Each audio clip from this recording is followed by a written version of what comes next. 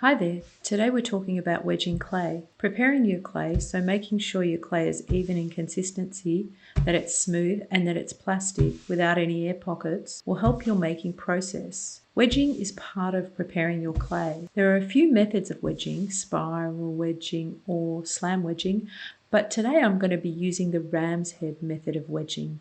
So start by wrapping your hands around the clay and push into the clay with the palms of your hands. Then you roll the clay back on its base and you're ready to push down into the clay again. As you keep pushing and rolling, you'll see folds forming at the base of the clay. During this process, the clay looks a little like the shape of a ram's head, hence the name, think eyes and jaw. If you don't keep your hands wrapped around the sides of the clay, you'll end up with less of a ram's head and more a croissant shape.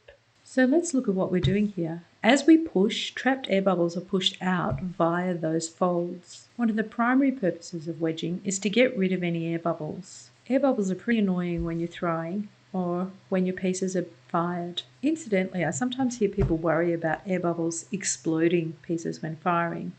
This is a bit of a myth. It's moisture that causes pieces to explode. Even so, air bubbles can become visible as cracks or weird bumps. A really good question I'm often asked is, how do I know if my clay is wedged enough? So it will feel uniform as you wedge it, and then you cut through it and take a look. If it's wedged, there will be no air pockets and it will look even. Slam your clay back together again and wedge a little more to get it back into a good shape.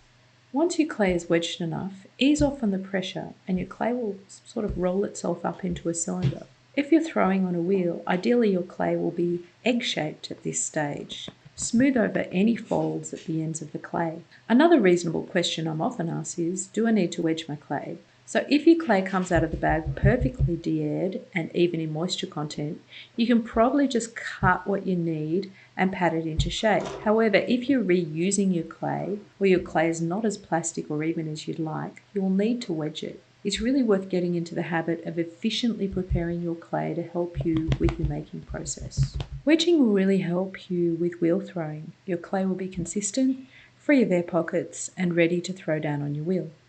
So now you're ready for my throwing summary. Hope this has been helpful. Subscribe so you can get notified when I post my next video. Like and comment so this video can be shared more broadly. Till next time, keep on potting.